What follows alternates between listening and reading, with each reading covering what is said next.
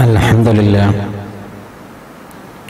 هو الله أحد الله الصمد لم يلد ولم يولد ولم يكن له كفوا أحد نحمده ونستعينه ونؤمن به ونتوكل عليه ونعوذ بالله من شرور أنفسنا ومن سيئات أعمالنا من يهده الله فلا مضل له ومن يضلله فلا هادي له وأشهد أن لا إله إلا الله وحده لا شريك له وأشهد أن محمدا عبده ورسوله اللهم صل على محمد وعلى آل محمد كما صليت على إبراهيم وعلى آل إبراهيم وبارك على محمد وعلى آل محمد كما باركت على إبراهيم وعلى آل إبراهيم إنك حميد مجيد أما بعد فإن خير الكلام كلام الله وخير الهدي هدي محمد صلى الله عليه وسلم وشر الأمور محدثاتها وكل محدثة بدعة وكل بدعة ضلالة يا أيها الذين آمنوا اتقوا الله حق تقاته ولا تموتن إلا وأنتم مسلمون أعوذ بالله من الشيطان الرجيم بسم الله الرحمن الرحيم ونفس وما سواها فألهمها فجورها وتقواها قد أفلح من زكاها وقد خاب من دساها. പ്രിയനിറഞ്ഞ സത്യവിശ്വാസിനികളെ, വിശ്വാസികളെ, പടച്ചതമ്പുരാന്റെ വിധിവിലക്കുകൾ അംഗീകരിച്ചും മാനിച്ചും ജീവിക്കണമെന്ന് എന്നോടെന്ന പോലെ നിങ്ങളെയും വസിയത്ത് ചെയ്യുകയാണ്. മനസ്സിനെയും ശരീരത്തെയും ആത്മാവിനെയും സംയോജിപ്പിച്ചുകൊണ്ടാണ് അല്ലാഹു മനുഷ്യരെ സൃഷ്ടിച്ചിട്ടുള്ളത്. ഇവയെ സംബന്ധിച്ചിടത്തോളം ചില വിവരണങ്ങളും ചില അറിവുകളും വിശുദ്ധ ഖുർആനിലും തിരുസുന്നത്തിലും നമുക്ക് കാണാവുന്നതാണ്. ഈ പറയപ്പെട്ട മൂന്നിനെയും പരിപാലിക്കേണ്ടതിൻ്റെ പ്രാധാന്യവും വിശുദ്ധ ഖുർആനിൽ ഉണർത്തുന്നുണ്ട്. എന്നാൽ ഈ മൂന്നെണ്ണത്തിൽ ഒന്ന് നമ്മെ സംബന്ധിച്ചിടത്തോളം ചിന്തിച്ച് മനസ്സിലാക്കാനോ ഗവേഷണത്തിലൂടെ കണ്ടുപിടിക്കാനോ സാധിക്കാത്ത ഒന്നാണ്. അതാണ് ആത്മാവ് എന്ന് പറയുന്നത്. ആത്മാവിനെ കുറിച്ച് ചില ആളുകൾ പ്രവാചകന്റെ അടുക്കൽ വന്ന് എന്താണ് ആത്മാവ് എന്ന് ചോദിച്ച സന്ദർഭത്തിൽ പടച്ചതമ്പുരാൻ അതിന് വിശദീകരണം എന്ന നിലക്ക് ആ ആളുകൾക്ക് പറഞ്ഞു കൊടുക്കേണ്ട ചില പരാമർശങ്ങൾ വിശുദ്ധ ഖുർആനിലുണ്ട്. യസ്അലൂനക അനിർ റൂഹ്, അവർ നിന്നോട് ആത്മാവിനെ കുറിച്ച് ചോദിക്കുന്നു. ആ ആത്മാവിനെ കുറിച്ച് ഏതെങ്കിലും തരത്തിലുള്ള അറിവ് പകർന്നു കൊടുക്കാൻ പ്രവാചകനായ നിനക്ക് സാധിക്കുകയില്ല. അതുകൊണ്ട് ആ ആളുകളോട് നീ പറയേണ്ടത് ഖുലിർ റൂഹു മിൻ അംരി റബ്ബി, ആത്മാവിന്റെ കാര്യം അതെന്റെ റബ്ബിന്റെ കാര്യത്തിൽപ്പെട്ടതാണ്. പടച്ചതമ്പുരാന് മാത്രം മനസ്സിലാക്കാൻ സാധിക്കുന്ന ചില കാര്യങ്ങളിൽ പെട്ടതാണ് ആത്മാവ് എന്ന് ആ ചോദ്യം ഉന്നയിച്ച ആളുകൾക്ക് മറുപടി കൊടുക്കാനാണ് പടച്ചതമ്പുരാൻ പ്രവാചകനോട് പറഞ്ഞിട്ടുള്ളത്. അതുകൊണ്ട് തന്നെ വിശുദ്ധ ഖുർആനിൽ ആത്മാവിനെ കുറിച്ച് എന്താണോ പറഞ്ഞിട്ടുള്ളത് ആ ഒരു കാര്യം മനസ്സിലാക്കുകയും അതിനെക്കുറിച്ചുള്ള ചിന്ത അപ്രസക്തമാണ് എന്ന് മനസ്സിലാക്കി അത് ഒഴിവാക്കുകയുമാണ് സൂക്ഷ്മത പാലിക്കുന്ന ആളുകൾ എന്ന നിലക്ക് നമ്മൾ സ്വീകരിക്കേണ്ട ഒരു നിലപാട്. എന്നാൽ മറ്റു രണ്ട് കാര്യങ്ങൾ, ശരീരവും മനസ്സും, ഈ രണ്ട് വിഷയങ്ങളെക്കുറിച്ച് കൃത്യമായ ഒരു ധാരണയും കൃത്യമായ ഒരു വിവരവും നമ്മൾ ആർജിച്ചെടുക്കണം. ശരീരത്തോടും മനസ്സിനോടും ദേഹത്തോടും ദേഹിയോടും സന്തുലിതമായ ഒരു സമീപനമാണ് നമ്മൾ സ്വീകരിക്കേണ്ടത്. സന്തുലിതമായ ഒരു സമീപനമാണ് ഈ രണ്ട് വിഷയങ്ങളിലും നമ്മൾ സ്വീകരിക്കുന്നതെങ്കിൽ ആ രണ്ടിനും എന്ത് പ്രാധാന്യമാണോ നമ്മൾ കൽപ്പിക്കേണ്ടത്,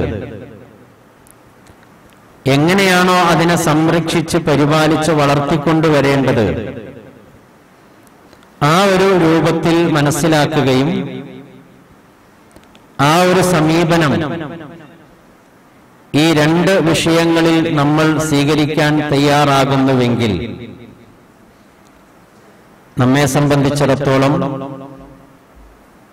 ഈ ലോകത്തും നാളെ പരലോകത്തും വിജയം വരിക്കുന്ന ആളുകളിൽ നമുക്ക് എത്തിച്ചേരാൻ സാധിക്കും. മനുഷ്യനെന്ന നിലക്ക് പൂർണ്ണമായ വികാസം സാധിച്ചെടുക്കാനും ഈ പറയപ്പെട്ട സന്തുലിതമായ രണ്ട് സമീപനങ്ങൾ ഈ വിഷയത്തിൽ നമ്മൾ സ്വീകരിക്കേണ്ടതുണ്ട്. നമ്മൾ ആലോചിച്ച് നോക്കേണ്ടത് ഈ രണ്ട് വിഷയങ്ങളിലും സന്തുലിതമായ ഒരു സമീപനമാണോ നമ്മൾ സ്വീകരിച്ചു വരാറുള്ളത്?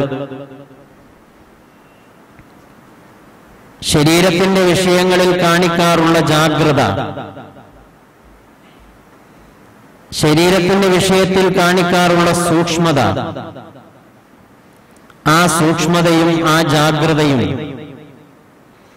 മനസ്സിന്റെ വിഷയങ്ങളിൽ നമ്മൾ ശ്രദ്ധിക്കാറുണ്ടോ എന്ന് ആലോചിച്ച് നോക്കുമ്പം ആ ഒരു വിഷയത്തിൽ നമ്മൾ ഓരോരുത്തരും വളരെ പിറകിലാണ് നിൽക്കുന്നത് എന്ന് മനസ്സിലാക്കാൻ കഴിയും. ശരീരത്തിന്റെ ഉന്മേഷത്തിന് വേണ്ടി, ശരീരത്തിന്റെ അഭിവൃദ്ധിക്ക് വേണ്ടി നമ്മൾ പലതരത്തിലുള്ള രീതികൾ നമ്മൾ സ്വീകരിക്കാറുണ്ട്. നമ്മൾ വ്യായാമം ചെയ്യുന്നത് ശാരീരികമായ ആവേശത്തിനും ഉന്മേഷത്തിനും വേണ്ടിയാണ്. ആ ഒരു വിഷയത്തിൽ ഒരുപാട് പണവും നമ്മൾ ചെലവഴിക്കാറുണ്ട്. സമ്പത്തും സമയവും ഒക്കെ ആ വിഷയത്തിൽ ഒരുപാട് ചെലവാക്കുന്ന ആളുകളാണ് ഞാനും നിങ്ങളും. പക്ഷെ അതേ ഒരു പ്രാധാന്യവും അതേ രൂപത്തിലുള്ള ഒരു ജാഗ്രതയും യഥാർത്ഥത്തിൽ മനസ്സിന്റെ വളർച്ചയ്ക്കും മനസ്സിന്റെ ശുദ്ധീകരണത്തിനും മനസ്സിന്റെ ഉന്മേഷത്തിനും മനസ്സിന്റെ വളർച്ചയ്ക്കും വേണ്ടി നമ്മൾ പലപ്പോഴും നീക്കിവെക്കാറില്ല, സമ്പത്താണെങ്കിലും നമ്മുടെ സമയമാണെങ്കിലും. ഈ രണ്ട് വിഷയങ്ങളിൽ ഒരു മുഅ്മിനിനെ സംബന്ധിച്ചിടത്തോളം ഏതിനായിരിക്കണം മുൻഗണന കൊടുക്കേണ്ടത്? ഏതൊരു വിഷയത്തിലും നമ്മൾ മുൻഗണന കൊടുക്കാറുള്ളത് നാളെ പരലോകത്ത് സ്വർഗം ലഭിക്കാൻ ആവശ്യമായ കാര്യം ഏതാണോ അതിനാണ് ഒരു മുഅ്മിൻ മുൻഗണന കൊടുക്കുക. നബി സല്ലല്ലാഹു അലൈഹി വസല്ലം പഠിപ്പിച്ചിരിക്കുന്ന ഒരു പ്രാർത്ഥന പല സന്ദർഭങ്ങളിലും പല സമയങ്ങളിലും നാം നടത്താറുള്ള ഒരു പ്രാർത്ഥന. ആ പ്രാർത്ഥനയിൽ പോലും ഏതിനായിരിക്കണം മുൻഗണന കൊടുക്കേണ്ടത് എന്ന് പടച്ച തമ്പുരാൻ ഈ പ്രാർത്ഥനയിലൂടെ നമുക്ക് പഠിപ്പിച്ചു തരുന്നുണ്ട്. വിശുദ്ധ ഖുർആനിലെ ഒരു പ്രാർത്ഥനയാണത്. നമ്മൾ പ്രാർത്ഥിക്കുന്ന ഒരു പ്രാർത്ഥനയാണത്. റബ്ബന ആതിന ഫിദ്ദുനിയ ഹസന വഫിൽ ആഖിറതി ഹസന വഖിന അദാബന്നാർ. ഈ പ്രാർത്ഥനയിൽ രണ്ട് ഭാഗങ്ങളുണ്ട്. ആ രണ്ട് ഭാഗങ്ങളിൽ ഒരു ഭാഗം നമ്മൾ ദുനിയാവിന് വേണ്ടിയാണ് പ്രാർത്ഥിക്കുന്നത്. എന്നാൽ ദുനിയാവിനേക്കാൾ കൂടുതൽ പ്രാർത്ഥിക്കുന്നത് പരലോകത്തിന് വേണ്ടിയാണ്. റബ്ബന ആതിന ഫിദ്ദുനിയ ഹസന, പടച്ചവനെ ദുനിയാവിൽ നീ എനിക്ക് ഹസനത്ത് നൽകണം. അതോടുകൂടി ദുനിയാവിന്റെ ആവശ്യത്തിന് വേണ്ടിയുള്ള പ്രാർത്ഥന അവസാനിക്കുകയാണ്. തുടർന്ന് വരുന്ന രണ്ട് പ്രാർത്ഥനയും പരലോകവുമായി ബന്ധപ്പെട്ടതാണ്. വഫിൽ ആഖിറതി ഹസന വഖിന അദാബന്നാർ, പരലോകത്തെ ഹസനത്ത് നൽകണം. അവസാനിപ്പിച്ചില്ല, വഖിന അദാബന്നാർ, നരകശിക്ഷയിൽ നിന്ന് നീ ഞങ്ങളെ രക്ഷപ്പെടുത്തുകയും ചെയ്യണം. ഇപ്പൊ നമ്മുടെ പ്രാർത്ഥനയാണെങ്കിലും പ്രവർത്തനമാണെങ്കിലും നമ്മളെ മുൻഗണന കൊടുക്കേണ്ടത് പാരത്രികമായ ലോകത്തിനായിരിക്കണം. ഇപ്പൊ ശരീരത്തിനേക്കാൾ മനസ്സിനായിരിക്കണം ഒരു മുഅ്മിൻ കൂടുതൽ പ്രാധാന്യം കൊടുക്കേണ്ടത് എന്ന ഒരു അറിവാണ് വിശുദ്ധ ഖുർആൻ ഈ ഒരു ആയത്തിലൂടെ നമുക്ക് പഠിപ്പിച്ചു തരുന്നത്. കാരണം ഒരാളുടെ ശരീരത്തിന് രോഗം ബാധിക്കുകയും ഈ ദുനിയാവിൽ വെച്ച് അവൻ മരണപ്പെടുകയും ചെയ്താൽ അവനെ സംബന്ധിച്ചിടത്തോളം ഈ ലോക ജീവിതം മാത്രമാണ് നഷ്ടമാവുക. ഈ ലോക ജീവിതത്തിൽ കുറച്ചൊക്കെ പ്രയാസങ്ങൾ, ബുദ്ധിമുട്ടുകൾ, വേദനകളൊക്കെ കടിച്ചറക്കേണ്ടി വരും. എന്നാലും മരണത്തോടുകൂടി ശരീരം ഇവിടെ അവസാനിക്കുകയാണ്. എന്നാൽ മനസ്സിനാണ് രോഗം ബാധിക്കുന്നതെങ്കിൽ ആ മനസ്സിന് ബാധിച്ചിരിക്കുന്ന രോഗം കണ്ടെത്തുകയും അത് ചികിത്സിച്ച് സുഖമാക്കാൻ വേണ്ടി നമ്മൾ ശ്രമിക്കുന്നില്ല എങ്കിൽ നമുക്ക് നഷ്ടപ്പെട്ടു പോകാൻ പോകുന്നത് പരലോക ജീവിതമാണ്. പരലോക ജീവിതത്തിലെ നഷ്ടമാണ് ഏറ്റവും വലിയ നഷ്ടമായിട്ട് നമ്മൾ മനസ്സിലാക്കുന്നത്, അല്ലെങ്കിൽ മനസ്സിലാക്കേണ്ടത്. അതിനുള്ള കാരണം ഈ ദുനിയാവിലുള്ള ജീവിതം എന്നത് ക്ഷണികമാണ്, നശ്വരമാണ്. എത്ര പ്രായമാണ് ഒരാൾ ജീവിക്കുക? നബി സല്ലല്ലാഹു അലൈഹി വസല്ലം പറഞ്ഞു, എന്റെ ഉമ്മത്തീങ്ങളുടെ ആയുസ് എന്നത് 60ന്റെയും 70ന്റെയും ഇടയിലാണ്. അത്ര ചുരുക്കം ചില വർഷങ്ങൾ മാത്രമേ ഈ ദുനിയാവിൽ നമ്മൾ ജീവിക്കുന്നുള്ളൂ. എന്നാൽ മരണമില്ലാത്ത കാലാകാലങ്ങളിൽ നീണ്ടു നിൽക്കുന്ന ശാശ്വതമായ ഒരു ജീവിതം, അതാണ് പരലോക ജീവിതം. ആ പരലോക ജീവിതം നഷ്ടപ്പെട്ടു പോകാൻ ഈ മനസ്സിന് വന്നിരിക്കുന്ന രോഗങ്ങൾ കണ്ടെത്തി ചികിത്സിച്ച് ഭേദപ്പെടുത്താൻ വേണ്ടി നമ്മൾ ശ്രമിക്കുന്നില്ല എങ്കിൽ വരാനിരിക്കുന്ന ഭയാനകമായ അവസ്ഥ അതാകുന്നു എന്ന് നമ്മൾ മനസ്സിലാക്കുമ്പോൾ നമ്മൾ ശരീരത്തെക്കാൾ ഒരു പടി പ്രാധാന്യം കൊടുക്കേണ്ടത് മനസ്സിനുണ്ടാകുന്ന രോഗങ്ങളെ ചികിത്സിച്ച് ഭേദപ്പെടുത്താൻ വേണ്ടിയാണ്. നമ്മുടെ മനസ്സിനെ കുറിച്ച് നമ്മൾ ചിന്തിക്കാറുണ്ടോ? നമ്മുടെ ശരീരത്തെ കുറിച്ച് നമ്മൾ ചിന്തിക്കാറുണ്ട്. മനസ്സിന്റെ ചിന്ത, മനസ്സെങ്ങനെയാണ്? മനസ്സ് എന്നെ നന്മ ചെയ്യാനാണോ അതല്ല തിന്മ ചെയ്യാനാണോ കൂടുതൽ പ്രേരിപ്പിക്കുകയും അങ്ങനെ ആ തിന്മയിലേക്കാണോ അതല്ല നന്മയിലേക്കാണോ എനിക്ക് പോകാൻ സാധിക്കുന്നത് എന്നതിനെ കുറിച്ച് നമ്മൾ എപ്പോഴെങ്കിലും ആലോചിച്ചിട്ടുണ്ടോ? പ്രവാചകന്മാരായ ആളുകൾ ഈ ലോകത്തേക്ക് കടന്നു വന്നു.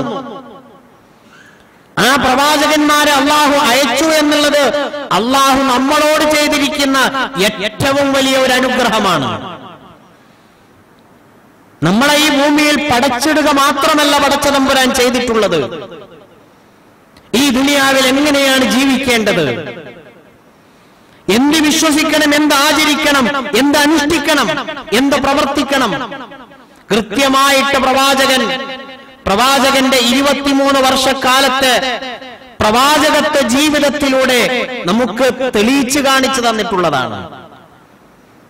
നിസ്സാരമായ വിഷയം എന്ന് പറയുന്ന വിഷയങ്ങൾ പോലും ബാത്റൂമിലേക്ക് പോകുമ്പം എങ്ങനെയാണ് പോകേണ്ടത്, എന്താണ് പ്രാർത്ഥിക്കേണ്ടത്, തിരിച്ചു വരുമ്പോ എന്ത് പ്രാർത്ഥിക്കണം തുടങ്ങിയ ഏറ്റവും ലളിതമായ നിസ്സാരമെന്ന് നമ്മൾ ഒരു വേള ചിന്തിച്ചു പോകുന്ന, യഥാർത്ഥത്തിൽ അതല്ല, അതൊരു വലിയ വിഷയമാണത്. ഒരു വലിയ വിഷയമാണ് ബാത്റൂമിലേക്ക് പോയിട്ട് നമ്മുടെ കാര്യങ്ങൾ നിർവഹിച്ചിട്ട് സുഖത്തോടുകൂടി തിരിച്ചു വരാൻ സാധിക്കുക എന്നത് വലിയൊരു കാര്യമായിട്ടാണ് നമ്മൾ മനസ്സിലാക്കേണ്ടത്. അൽഹംദുലില്ലാഹ് എന്ന് നമ്മൾ മനസ്സറിഞ്ഞുകൊണ്ട് പ്രാർത്ഥിക്കേണ്ട ഒരു സന്ദർഭമാണത്. മൂത്രം പോകാതിരിക്കുമ്പം, കാഷ്ടം പോകാതിരിക്കുമ്പോഴാണ് അതിന്റെ പ്രയാസവും അതിന്റെ ബുദ്ധിമുട്ടുകളൊക്കെ നമുക്ക് മനസ്സിലാക്കാൻ കഴിയുക. അതൊന്നുമില്ലാതെ പ്രയാസരഹിതമായിട്ട് ഈ കർമ്മങ്ങളൊക്കെ നിർവഹിച്ച് എനിക്ക് തിരിച്ചു വരാൻ, പുറത്തേക്ക് വരാൻ സാധിച്ചു, അൽഹംദുലില്ലാഹ് എന്ന് മനസ്സറിഞ്ഞുകൊണ്ട് പ്രാർത്ഥിക്കേണ്ട ഒരു സന്ദർഭമാണത്. അങ്ങനെയുള്ള വിഷയങ്ങൾ പോലും കൃത്യമായി പഠിപ്പിച്ചു തന്നിട്ടാണ് അവസാനത്തെ പ്രവാചകനായ മുഹമ്മദ് നബി സല്ലല്ലാഹു അലൈഹി വസല്ലം ഈ ലോകത്ത് നിന്ന് വിട പറഞ്ഞു പോയിട്ടുള്ളത്. ആ പ്രവാചകന്റെ ദൗത്യം എന്തായിരുന്നു? ആ പ്രവാചകൻ ഈ ദുനിയാവിൽ ചെയ്തിരിക്കുന്ന പ്രവർത്തനം എന്തായിരുന്നു? അത് വിശുദ്ധ ഖുർആൻ ഒരുപാട് സ്ഥലങ്ങളിൽ ആ വിഷയങ്ങൾ പറയുന്നുണ്ട്. സൂറത്തുൽ ജുമുഅയിൽ അല്ലാഹു പറഞ്ഞു, ഹുവല്ലദീ ബഅസ ഫിൽ ഉമ്മീയീന റസൂലൻ മിൻഹും, അവരിൽ നിന്ന് അവർക്കൊരു ദൂതനെ അയച്ചു തന്നിരിക്കുന്നത് പടച്ചതമ്പുരാനാണ്, നിരക്ഷരനായ ഒരു പ്രവാചകൻ. എന്താണ് ആ പ്രവാചകൻ ചെയ്തത്? യത്ലു അലൈഹിം ആയാതിഹി, അല്ലാഹുവിന്റെ ദൃഷ്ടാന്തങ്ങൾ അവർക്ക് ഓതിക്കൊടുത്തു. ഓതിക്കൊടുത്തിട്ട് തിരിച്ചു പോവുകയായിരുന്നില്ല പ്രവാചകൻ ചെയ്തത്. ഓതിക്കൊടുക്കുന്നതിന്റെ പിന്നിലുള്ള ഉദ്ദേശം മറ്റൊരു വലിയ ഉദ്ദേശമായിരുന്നു. എന്താണ് ഉദ്ദേശം? അതാണ് തൊട്ടടുത്ത് പറയുന്നത്, വയുസക്കീഹിം, അവരെ സംസ്കരിച്ചു, സംസ്കാര സമ്പന്നരായ ആളുകളായി വളർത്തി. മാനസികമായ സംസ്കരണം അവരിൽ വളർത്തിയെടുക്കാൻ പ്രവാചകൻ അധ്വാനിച്ചു. ഒരു പോസ്റ്റ്മാൻ ചെയ്യുന്നത് പോലെ അദ്ദേഹത്തിന് കിട്ടിയ ഒരു കത്ത് നമ്മുടെ കയ്യിൽ തന്നിട്ട് തിരിച്ചു പോകുകയല്ല പ്രവാചകൻ ചെയ്തത്. മറിച്ച് അല്ലാഹുവിന്റെ സന്ദേശം ആളുകൾക്ക് ഓതിക്കൊടുത്തു. ആ ഓതിക്കൊടുത്തതിലൂടെ അവരെ സംസ്കരിച്ചെടുത്തു പ്രവാചകൻ. വെറും 23 വർഷം കൊണ്ട് ആ സമൂഹം എന്ന് പറയുന്നത് വിശുദ്ധ ഖുർആനിൽ അല്ലാഹു പറഞ്ഞതുപോലെ വകുൻതും അലാ ശഫാ ഹുഫറത്തിൻ മിനന്നാർ, നിങ്ങൾ നരകത്തിന്റെ വക്കിലായിരുന്നു. നിങ്ങളുടെ വിശ്വാസങ്ങള്, നിങ്ങളുടെ ആചാരങ്ങള്, നിങ്ങളുടെ അനുഷ്ഠാനങ്ങൾ ഒക്കെ പാപപങ്കിലമായിരുന്നു, അധാർമികത നിറഞ്ഞതായിരുന്നു, അന്ധവിശ്വാസങ്ങൾ നിറഞ്ഞതായിരുന്നു. അതിൽ നിന്നൊക്കെ പ്രവാചകൻ നിങ്ങളെ കൈപ്പിടിച്ച് ഉയർത്തിക്കൊണ്ടുവന്നു. അത് അല്ലാഹു നിങ്ങൾക്ക് ചെയ്തു തന്നിരിക്കുന്ന വലിയൊരു നിഅമത്താകുന്നു എന്ന് വിശുദ്ധ ഖുർആനിൽ അല്ലാഹു പറഞ്ഞു. അങ്ങനെ പ്രവാചകൻ നരകവക്കിലുണ്ടായിരുന്ന ആ സമുദായത്തെ തിരിച്ചുകൊണ്ടുവന്ന് സ്വർഗത്തിന്റെ പാതയിലേക്ക് കൊണ്ടുവരാൻ അക്ഷീണ പരിശ്രമം നടത്തിയിട്ടുള്ള, ലോകത്തേക്ക് കടന്നു വന്നിരിക്കുന്ന അവസാനത്തെ പ്രവാചകനായിരുന്നു മുഹമ്മദ് നബി സല്ലല്ലാഹു അലൈഹി വസല്ലം. ആ 23 വർഷം കഴിഞ്ഞിട്ട് പ്രവാചകൻ അത്തരത്തിലുള്ള ഒരു സമൂഹത്തെ പ്രവാചകൻ വാർത്തെടുത്തു. പറയുക എന്നതും പ്രസംഗിക്കുക എന്നതും എഴുതുക എന്നതും എളുപ്പമുള്ള കാര്യമാണ്. പക്ഷെ അതിനനുയോജ്യമായ, അതിനനുസരിച്ചിട്ടുള്ള ഒരു വിഭാഗത്തെ വളർത്തിയെടുക്കുക എന്നത് പ്രയാസമുള്ള കാര്യമാണ്. പറഞ്ഞ കാര്യങ്ങൾ സ്വന്തം ജീവിതത്തിൽ പകർത്തുക എന്നതും പ്രയാസമുള്ള കാര്യമാണ്. ഇതൊക്കെ പ്രവാചകൻ ചെയ്തു. പ്രവാചകൻ അവർക്ക് കാണിച്ചു കൊടുത്തു. പ്രവാചകൻ അങ്ങനെയുള്ള ഒരു സമൂഹത്തെ പ്രവാചകന്റെ കണ്ണുകൊണ്ട് കണ്ടിട്ടാണ് പ്രവാചകൻ ഈ ലോകത്ത് നിന്ന് വട പറഞ്ഞു പോയിട്ടുള്ളത്. അത്രമാത്രം മാനസികമായ സംസ്കരണം ലഭിച്ചിരിക്കുന്ന ഒരു വിഭാഗമായിട്ട്. മറ്റൊരു സ്ഥലത്ത് വിശുദ്ധ ഖുർആൻ പറഞ്ഞു, സൂറത്ത് ആൽ ഇംറാനിൽ, ലഖദ് മന്നല്ലാഹു അലൽ മുഅ്മിനീൻ, തീർച്ചയായും അല്ലാഹു മുഅ്മിനീങ്ങളായ ആളുകൾക്ക് നൽകിയിരിക്കുന്ന ഒരു വലിയ അനുഗ്രഹമാണ്. ഇദ് ബഅസ ഫീഹിം റസൂലൻ മിൻ അൻഫുസിഹിം, നേരത്തെ പറഞ്ഞതുപോലെ തന്നെ യത്ലു അലൈഹിം ആയാതിഹി വയുസക്കിഹിം, ആയത്തുകൾ ഓതിക്കൊടുക്കുന്നു, അവർ സംസ്കരിക്കുന്നു. ആ ഒരു മാനസികമായ സംസ്കരണം, അതാണ് പ്രവാചകന്റെ പ്രബോധനത്തിലെ പ്രധാനപ്പെട്ട ഒരു ലക്ഷ്യമായിട്ട് വിശുദ്ധ ഖുർആനിൽ അല്ലാഹു എടുത്തു പറഞ്ഞിട്ടുള്ളത്. ആ നഫ്സിനെ കുറിച്ച് വിശുദ്ധ ഖുർആനിൽ വന്നിരിക്കുന്ന ചില ആയത്തുകളാണ് ഞാൻ ഓതി വെച്ചിട്ടുള്ളത്. സൂറത്ത് ശംസിലെ 7, 8, 9, 10 ആയത്തുകൾ. ആ ആയത്തിൽ അല്ലാഹു പറയാ, വനഫ്സിൻ വമാ സവ്വാഹ. അല്ലാഹു പ്രപഞ്ചത്തിലെ പല വസ്തുക്കളെയും പിടിച്ച് സത്യം ചെയ്യും. അങ്ങനെ സത്യം ചെയ്യാനുള്ള അവകാശവും അർഹതയും പടച്ച തമ്പുരാനുണ്ട്. പക്ഷെ പടപ്പുകളെ സംബന്ധിച്ചിടത്തോളം, നമ്മെ സംബന്ധിച്ചിടത്തോളം അല്ലാഹുവിൽ പിടിച്ചു മാത്രമേ സത്യം ചെയ്യാൻ പാടുള്ളൂ, അല്ലാഹി എന്നല്ലാതെ മറ്റൊരു വസ്തുവിനെയും പിടിച്ച് സത്യം ചെയ്യാൻ പാടില്ല. അല്ലാഹു ഒരുപാട് വസ്തുക്കളെ പിടിച്ച് സത്യം ചെയ്യുകയാണ്. വനഫ്സിൻ വശംസി വളുഹഹ എന്ന് തുടങ്ങിയതിന് ശേഷം അല്ലാഹു പറയാ, വനഫ്സിൻ, മനസ്സിനെ തന്നെയാണ് സത്യം, വമാ സവ്വാഹ, അതിനെ ശരിയാക്കിയവൻ, അതിനെ സന്തുലിതപ്പെടുത്തിയവൻ. ആ മനസ്സിനുണ്ടാകുന്ന 2 വികാരങ്ങൾ, ആ 2 വികാരങ്ങളാണ് പറയുന്നത്. ഫഅൽഹമഹ ഫുജൂറഹ വതഖ്വാഹ. ആ മനസ്സിന് ധർമ്മം ചെയ്യാനും അധർമ്മം ചെയ്യാനും, നന്മ ചെയ്യാനും തിന്മ ചെയ്യാനും ഉള്ള തോന്നലോടുകൂടിയാണ് ആ മനസ്സിനെ അല്ലാഹു സംവിധാനിച്ചിട്ടുള്ളത്. അങ്ങനെയാണ് അതിന്റെ സംവിധാനമായിട്ട് വിശുദ്ധ ഖുർആനിൽ അല്ലാഹു പറയുന്നത്. എന്നിട്ട് അല്ലാഹു പറയുകയാണ്, രണ്ടുമുണ്ട്, ധർമ്മവും അധർമ്മവും നന്മയും തിന്മയും രണ്ടും ചെയ്യാൻ നമ്മെ പ്രേരിപ്പിക്കുന്നതാണ് മനസ്സ്. എന്നിട്ട് അല്ലാഹു പറയുകയാണ് അടിസ്ഥാനപരമായ കാര്യം, ഖദ് അഫ്ലഹ മൻ സക്കാഹ. ആ മനസ്സിനെ ആരാണോ സംസ്കരിച്ചത് അവൻ വിജയിച്ചിരിക്കുന്നു. ശരീരത്തെ സംസ്കരിച്ചവനല്ല, ശരീരത്തെ പുഷ്ടിപ്പെടുത്തിയവനുമല്ല, ശരീരത്തെ രോഗത്തിൽ നിന്ന് രക്ഷപ്പെടുത്താൻ വേണ്ടി അധ്വാനിച്ചവനെ കുറിച്ചുമല്ല ഖുർആൻ പറഞ്ഞത്. മറിച്ച് മനസ്സിനെ സംസ്കരിച്ചവനാരോ അവൻ വിജയിച്ചിരിക്കുന്നു. ഖദ് അഫ്ലഹ, തീർച്ചയായും വിജയിച്ചിരിക്കുന്നു എന്നാണ് വിശുദ്ധ ഖുർആനിൽ അല്ലാഹു പറയുന്നത്. വഖദ് ഖാബ മൻ ദസ്സാ, അതിനെ ആരാണോ മലീമസപ്പെടുത്തിയത് അവൻ തീർച്ചയായും പരാജിതനായിരിക്കുന്നു. സൂറത്തുൽ ആയിലയിൽ അല്ലാഹു പറഞ്ഞു, ഖദ് അഫ്ലഹ മൻ തസക്ക, അതിനെ സംസ്കരിച്ചവൻ വിജയിച്ചിരിക്കുന്നു.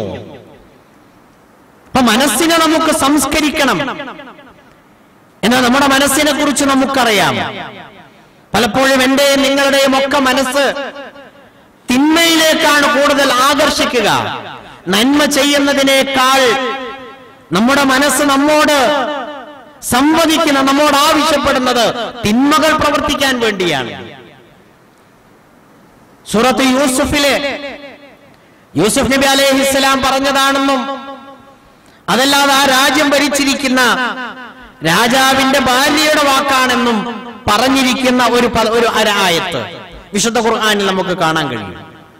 വമാ ഉബർരിഉ നഫ്സി ഇന്നൻ നഫ്സ ലഅമ്മാറത്തുൻ ബിസ്സൂ.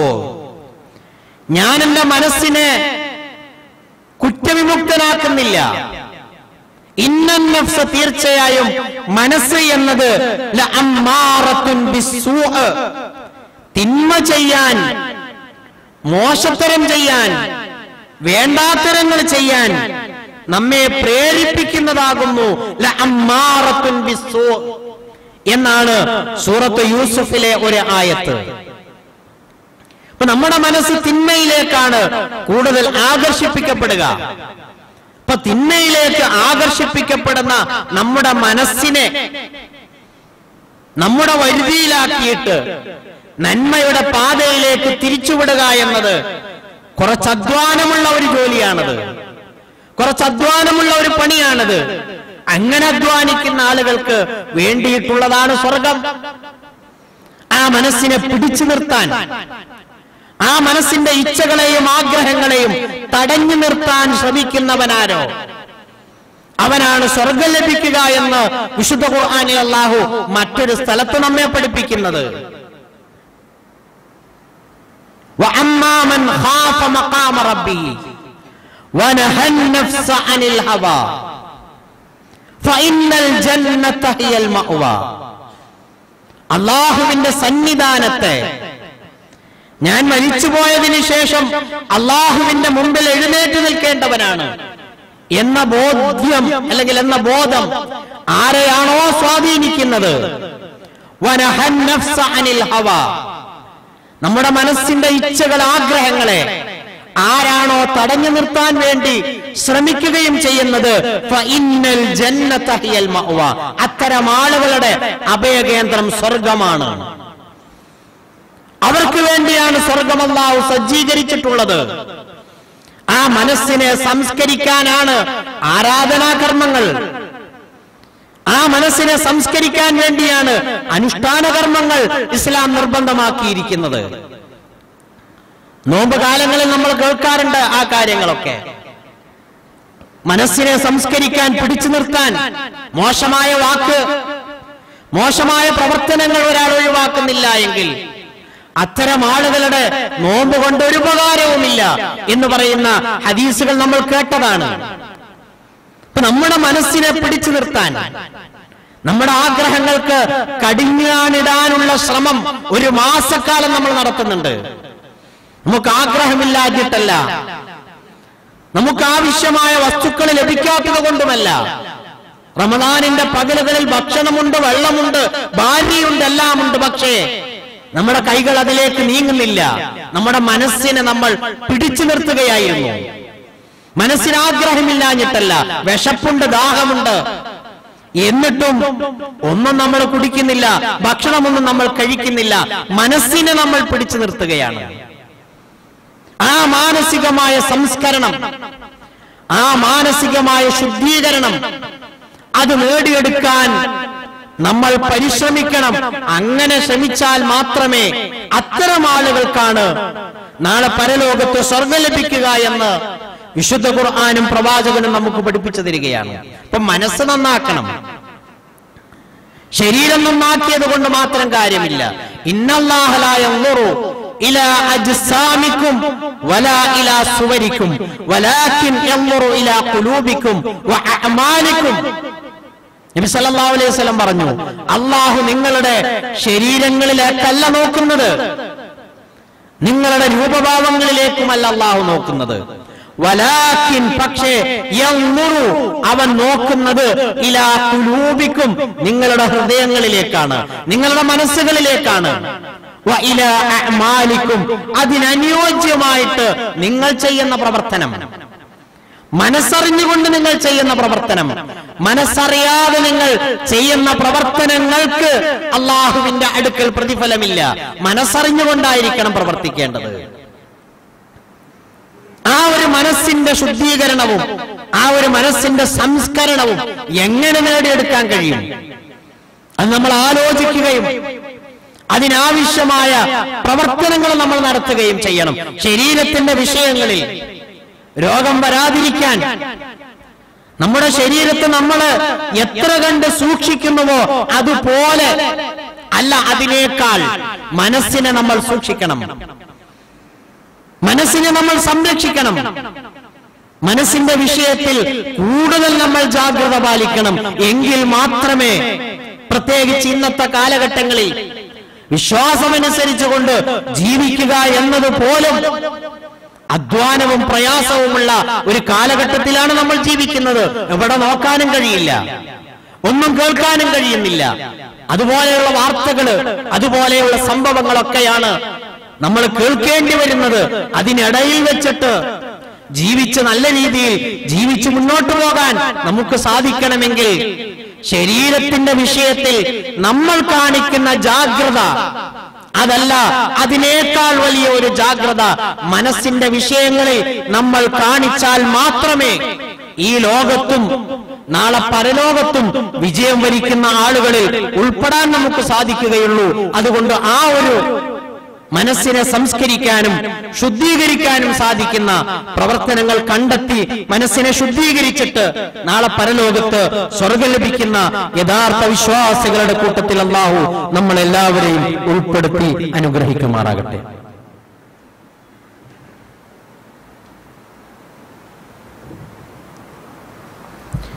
അൽഹംദുലില്ലാഹ്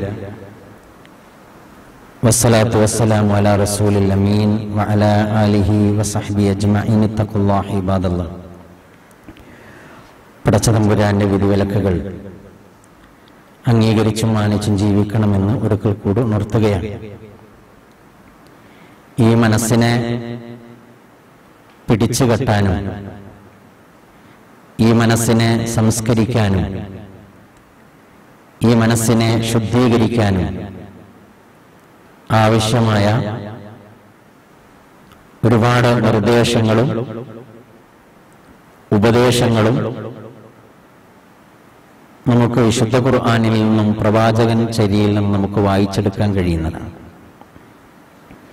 അതിലേറ്റവും പ്രധാനപ്പെട്ടത് നമ്മുടെ വിശ്വാസമാണ്. വിശ്വാസത്തിലൂടെ മാത്രമേ ഈ മനസ്സിനെ പിടിച്ചുകെട്ടാൻ കഴിയൂ. ഈ മനസ്സിനെ ശുദ്ധീകരിക്കാനും സംസ്കരിക്കാനും സാധിക്കണമെങ്കിലും വിശ്വാസം വേണം. പ്രധാനമായും രണ്ട് വിശ്വാസങ്ങൾ: ഒന്ന് അല്ലാഹുവിലുള്ള വിശ്വാസം, രണ്ട് പരലോകത്തിലുള്ള വിശ്വാസം. എന്റെ ഓരോ പ്രവർത്തനങ്ങളും പടച്ചതമ്പുരാൻ സൂക്ഷ്മമായി നിരീക്ഷിച്ചു കൊണ്ടിരിക്കുന്നുണ്ട് എന്ന ഒരു ബോധം. നാളെ പരലോകത്ത് ദുനിയാവിൽ ഞാൻ ചെയ്തിരിക്കുന്ന പ്രവർത്തനങ്ങൾക്ക് അടിസ്ഥാനത്തിലാണ് നാളെ പ്രതിഫലം ലഭിക്കുക. അതിന് നാളെ അല്ലാഹുവിന്റെ മുമ്പിൽ ഞാൻ മറുപടി പറയേണ്ടി വരും എന്ന ഒരു ചിന്ത, എന്ന ഒരു വിശ്വാസം. ആ വിശ്വാസം എത്ര കണ്ട് നമ്മുടെ മനസ്സിനെ ദൃഢമാക്കാൻ സാധിക്കുന്നുവോ അത്ര കണ്ട് മനസ്സിനെ പിടിച്ചു നിർത്താൻ നമുക്ക് കഴിയും. ആ വിശ്വാസം എപ്പോഴാണോ കുറഞ്ഞു പോകുന്നത്, അപ്പൊ നമ്മുടെ മനസ്സ് പല തിന്മകളിലേക്ക് നമ്മളെ വഴി നടത്തുകയും ചെയ്യും. റമദാനിൽ നമ്മൾ എത്ര നന്മകൾ ചെയ്യുന്നു, എത്ര സൂക്ഷ്മതയോടുകൂടിയാണ് നമ്മൾ ജീവിക്കുന്നത്. റമദാൻ കഴിഞ്ഞാലോ ആ സൂക്ഷ്മതയൊക്കെ നമ്മളിൽ നിന്ന് മെല്ലെ മെല്ലെ നഷ്ടപ്പെട്ടുകൊണ്ടിരിക്കുകയാണ്. അപ്പൊ കാലാകാലങ്ങളിൽ ഈ ഒരു സൂക്ഷ്മതാബോധം, ഈ ഒരു തഖ്വാബോധം നിലനിർത്താൻ ഈ പടച്ചതമ്പുരാനെ കുറിച്ചുള്ള വിശ്വാസം, അതിനാണ് അഖീദ എന്ന് പറയുന്നത്. വിശ്വാസത്തിന് ഈമാൻ എന്നും അഖീദ എന്നും പറയാറുണ്ട്. അഖദ എന്ന് പറഞ്ഞാൽ ബന്ധിക്കുക, കെട്ടിയിടുക എന്നൊക്കെയാണ് അർത്ഥം. അഖീദ എന്നതിനെ കെട്ടിയിടുക, ബന്ധിക്കുക എന്നൊക്കെ അർത്ഥമുണ്ട്. എന്തിനെ കെട്ടിയിടുക? മനസ്സിനെ കെട്ടിയിടുക. ആ മനസ്സിനെ എവിടെയാണ് കെട്ടിയിടേണ്ടത്? വിശ്വാസങ്ങളിലേക്കാണ് കെട്ടിയിടേണ്ടത്. അതുകൊണ്ടാണ് വിശ്വാസത്തിന് അഖീദ എന്ന പദം ഉപയോഗിച്ചിട്ടുള്ളത്. ഇളകിക്കൊണ്ടിരിക്കുന്ന നമ്മുടെ മനസ്സ് കടിഞ്ഞാണില്ലാത്ത ഒരു കുതിരയെ പോലെ കടിഞ്ഞാണില്ലാത്ത ഒരു കുതിരയെ പോലെ ഓടിക്കൊണ്ടിരിക്കുന്ന നമ്മുടെ മനസ്സിനെ പിടിച്ചുകെട്ടാൻ മറ്റൊരു പോംവഴിയുമില്ല.